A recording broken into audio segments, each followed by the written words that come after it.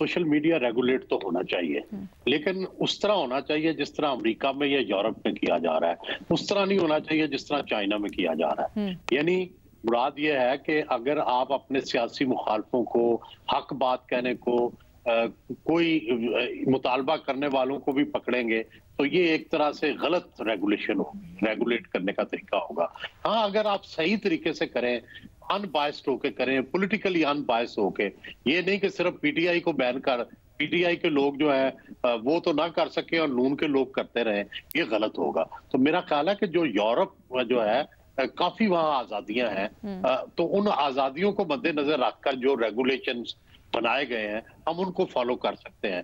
लेकिन चाइना के अंदर तो सियासी आजादी नहीं है, मजहबी आजादी नहीं है, जमहूरी आजादियां नहीं है, सियासी पार्टियां नहीं है, तो इसलिए चाइना का मॉडल जो है उसको अपनाने की कोशिश ना की जाए।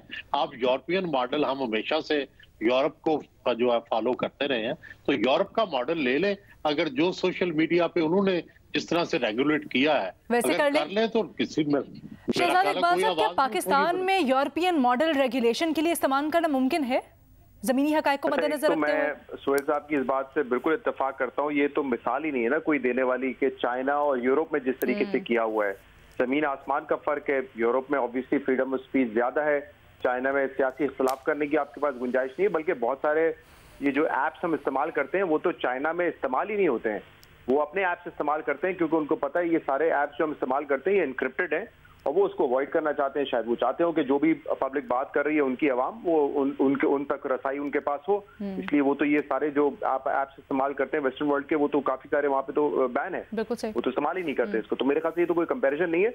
बट आप देखें ना कि ये ट्रेंड कितना कॉमन है हमारी पॉलिटिकल पार्टीज में। तहरीक इंसाफ जब हुकूमत में थी उनको भी सोशल मीडिया की आज़ादी खलती थी, वो भी कोशिश करते थे कि ऐसे कवानीन लेकर आए और वो कवानीन का फिर जो इस्तेमाल होता है वो फिर सियासी बुनियादों पर ही होता है, सियासी जो इख्तलाफात होता है उनके खिलाफ ही होता है। और उस वक्त नून लीग आज़ादी मांगती थी, फिर अब नून लीग की हुकूमत है, पीडीएम हुकूमत है, वो चाहते हैं कि स्ट्रिक्ट कंप्लायंस हो सोशल मीडिया की, और उसमें ऑब्वियसली फिर हमें पता है कि तजावुजात होते हैं। और इस वक्त पाकिस्तान तहरीक इंसाफ की ये ख्वाहिश होगी कि मादर पिदर आज़ादी मिल जाए सोशल मीडिया पर उनको। तो मेरे ख्याल से जो रेगुलेशन की बात है वो बिल्कुल होनी चाहिए और मेरे ख्याल से रेगुलेट हमने किया भी है। अब तो इसकी इम्प्लीमेंटेशन की बात है। टीका लॉ जिसको तहरीक इंसाफ ने पहले कहा बहुत बुरा लॉ है क्योंकि वो नून लीग ने बनाया था, फिर उसी पीका लॉ को पाकिस्तान तहरीक इंसाफ ने मजीद सख्त करने की कोशिश की, उसमें 6 महीने की इम्प्रिजनमेंट डाल दी। उस वक्त नून लीग ने एहतजाज किया। फिर अभी आपको याद है पिछले दिनों हमने डिस्कस किया था कि नून लीग फिर सोच रही थी कि पीका कवानीन को मजीद सख्त किया जाए। तो जब हुकूमत में आते हैं तो जो बोलने की आज़ादी है वो हुक्मरानों को बुरी लगना शुरू हो जाती है, और जब ऑपोजिशन में होते हैं तो वो आज़ादी चाहते हैं। अब देखिए यहाँ पे ख्वाजा आसिफ साहब कह रहे हैं जो प्लान है, जो सारा स्क्रिप्ट है 9 मई का, वो सोशल मीडिया के जरिए हुआ। सोशल मीडिया के जरिए आप अपना प्रोपागेंडा, अपना झूठ तो फैला सकते हैं, आप लोगों की गलत जहन साजी भी कर सकते हैं। ये सब कुछ तो हुआ है, हमने देखा है, सोशल मीडिया के लिए इस्तेमाल हुआ है और यहाँ पे नहीं हुआ है, अमेरिका में भी हुआ है। लेकिन अगर बाकायदा 9 मई की कोई प्री प्लानिंग थी तो वो मेरे ख्याल से ख्वाजा आसिफ साहब को फिर मजीद एविडेंस देने चाहिए। वो सोशल मीडिया पर बैठ के सबके सामने तो नहीं हो सकती खुलेआम। हाँ, लोगों की जहन साजी हो, प्रोपागेंडा फैलाना हो, झूठ फैलाना हो, उसके लिए सोशल मीडिया जरूर इस्तेमाल हुआ है। अच्छा, ये बड़ी थिन लाइन है सलीम साफी साहब, और प्लस इसमें सबसे बड़ी चीज़ है ट्रांसपेरेंसी। जिस तरह हम कुछ दिनों पहले भी डिस्कस कर रहे थे कि ये ज़रूर पता होना चाहिए, वरना ये तासुर हमेशा रहेगा कि रेगुलेशन की आड़ में कहीं जबाबंदी तो नहीं हो रही है। अक्सर वही होता है। पहली बात तो ये कि जो हुकूमत ट्रैफिक रेगुलेट नहीं कर सकती अपने मुल्क का, जो हुकूमत अपनी इकानमी को रेगुलेट नहीं कर सकती, वो चली है वो सोशल मीडिया को रेगुलेट करने, तो ये भी एक अजीब बात है। दूसरी बात ये कि जो सुहेल साहब ने बात की कि देखें पाकिस्तान में चीन से मोहब्बत किस लिए की जाती है। हालांकि माजी की सालों का अगर मुआवजा किया जाए तो चीन का इमदाद हमारे उसकी बनिस्बत बहुत कम होगी।